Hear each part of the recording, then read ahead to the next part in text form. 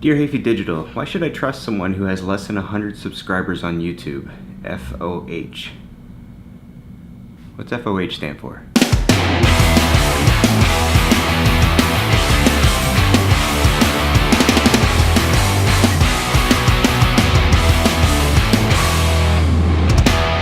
What's up everybody, Ryan Hafey with Hafey Digital here, and no, that was not an actual message that I received, but if you're watching this video and you've seen my subscriber count, you might be thinking the same thing. But what I will say is this: I've been creating content for about 10 years. 7 of those years have been dedicated to creating video content. I've managed and created content for companies that I've worked for and clients that I've worked with. I've even started and managed relatively successful YouTube channels of my own, but have since moved on, either because I got frustrated that they weren't growing fast enough or because I got bored, but that's another video in and of itself. But I say that not to brag, but just to let you know that despite my currently small subscriber count, I've got some experience, I've got some knowledge, and I'm happy to share that with all of your lovely faces. By the way, if you've noticed, I'm not in my usual set and setting here. I'm actually in Philadelphia on a work trip where I will be for a couple of days.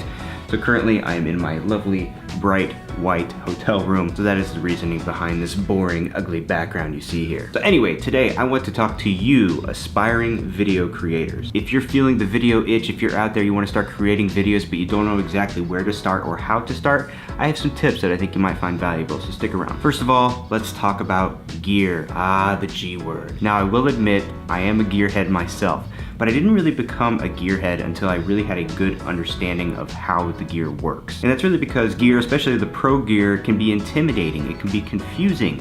And that leads me to my first tip, which is shoot with what you have. Mastering your gear, especially the more professional gear, can take time. Gear is confusing. And the more time you try to spend mastering this gear, the less time you spend actually creating. So my first tip is shoot with anything you have access to, anything you're comfortable with, and we'll shoot a halfway decent video. If you have a point and shoot camera, shoot with that. If you have an iPhone or a smartphone, shoot with that. In fact, earlier this month, I shot a video entirely on my iPhone and I thought it turned out pretty good. Shooting with what you're comfortable with also comes with another benefit, which is that it takes your focus away from trying to fuss with your gear and aims it towards creating the actual content, creating the video that you're out to create. So tip number 2 is to focus on the content itself, the story, not the quality of the video, meaning, don't worry about how sharp it is, don't worry about the color grading and exposure so much.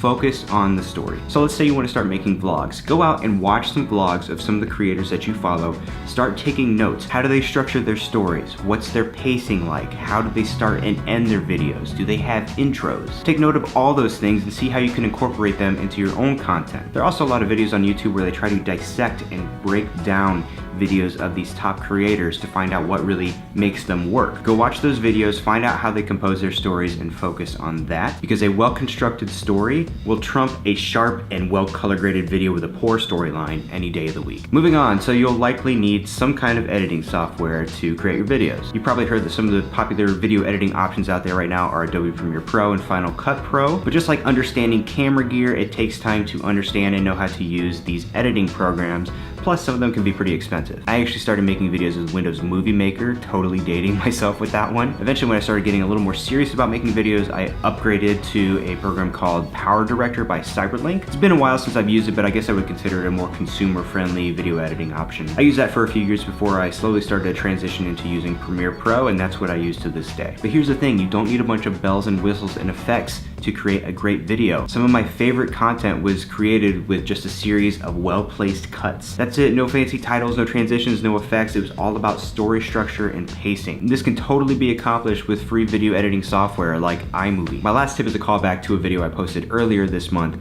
which is just start. The longer you sit here and think about what you need to get started, the less you're actually creating. So just start, because you'll learn as you go, I promise you. So rewind it back, let's recap. First of all, gear. Shoot with what you have. You can learn how to use the more professional gear as you go, but for now, use your iPhone, use a point and shoot, use what you have. Number 2, study story structure and pacing. Learn how to frame that story well so that it's the most engaging for your audience. Number 3, you don't need expensive video editing software to make your videos engaging. Start with simple edits and focus on story structure and pacing. And finally, just start. That's it for me. If you are an aspiring video creator out there, I hope you found this helpful. If you did, hit that like button. Be sure to share it with all your fellow aspiring content creators, and we will see you tomorrow. Goodbye.